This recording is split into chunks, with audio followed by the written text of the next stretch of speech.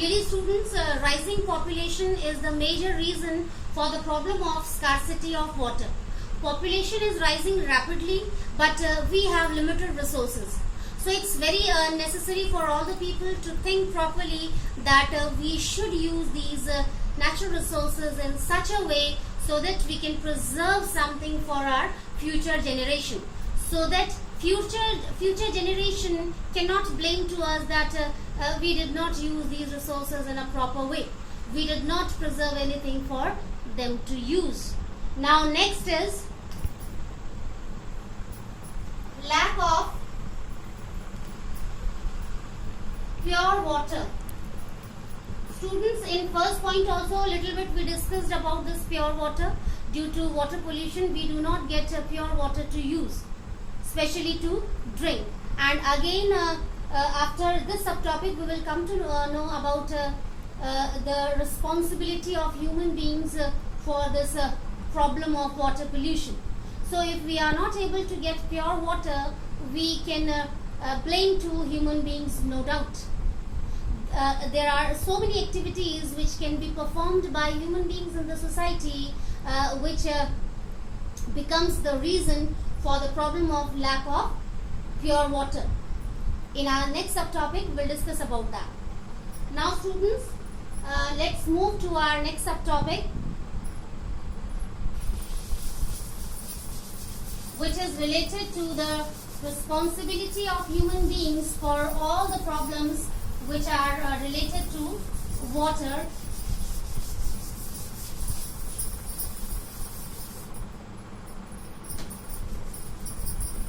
Here we will come to know, with the help of this subtopic, what are the different activities which can be done by human beings for creating the problem of water pollution.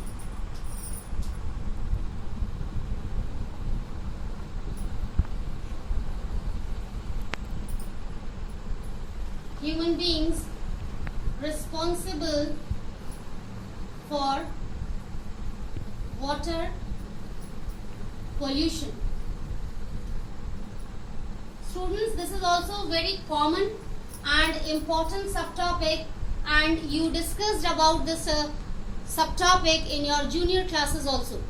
What are the different activities which can be done by human beings in the society which can become the reason of water pollution? So what are these activities? Promoting deforestation.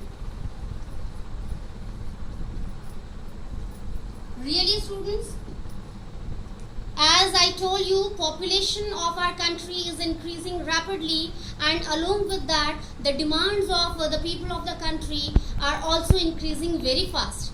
And to fulfill these requirements or desires or demands, really finally we try to hurt our forests.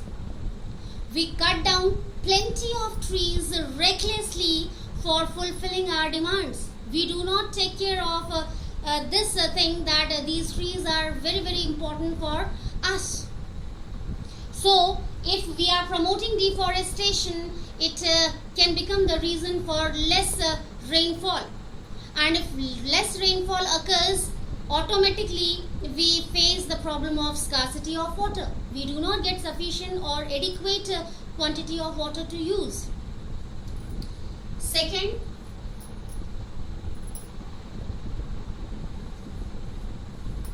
to pollute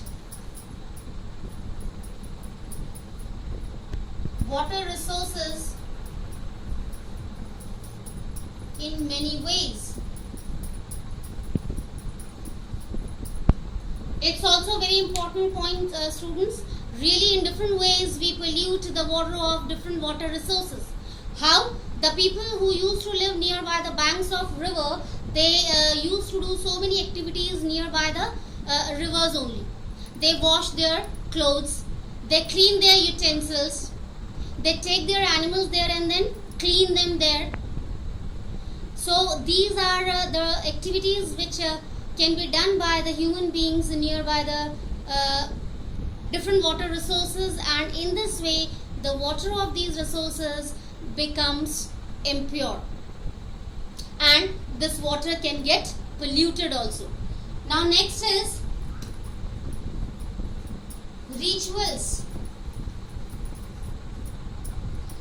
Students, yes, the different rituals which can be performed by human beings in our society can also be responsible for water pollution. How? Yes, in our Hindu religion we have a kind of ritual. When someone dies, we used to burn the body nearby the banks of rivers, and finally we used to drop that ash of the dead body into the water body. So in this way what happens? The water of that water resource gets polluted. So many germs can be there in the water, and when that water can be used by the animals or other human beings, it creates so many problems for them. So in this way we come to know that how human beings can be responsible for water pollution.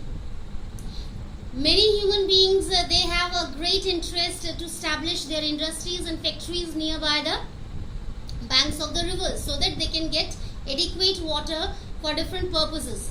But finally what do? They don't have proper drainage system.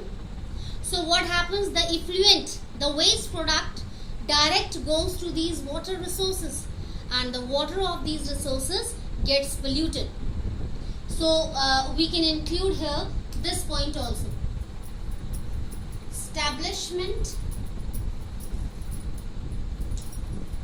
of industries.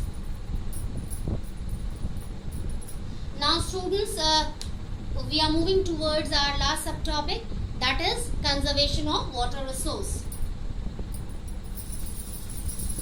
It's also very important, and in your previous classes you already read about that. So I think, or I believe that it will not be tough for you. So let's start our last subtopic of today's lecture, that is conservation of water resource. Under this subtopic, students, we are going to discuss how or what can be the steps by which we can conserve or we can preserve this water resource for our future generation. So what can be the points? We should use balanced quantity of water according to our need. Really students, this is a very important point which should be followed by all the people in the society. That is, we should use balanced quantity of water to fulfill our needs, and especially according to our need. We should not waste the water.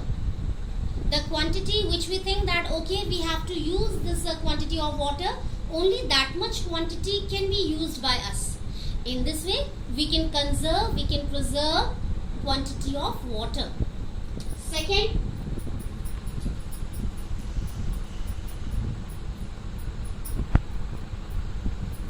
to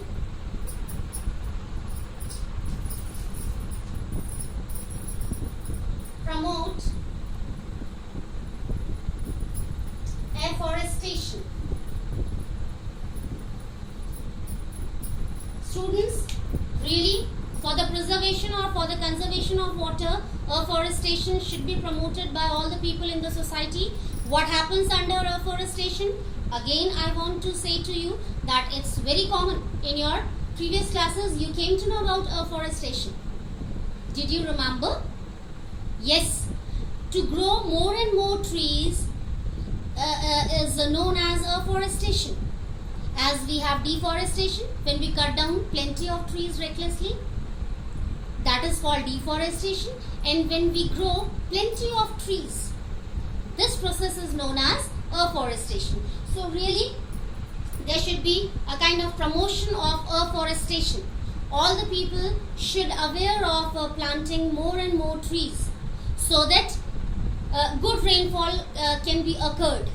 If good rainfall will be occurred, obviously we will get very good quantity of water on earth. Next, proper drainage system in industries and factories.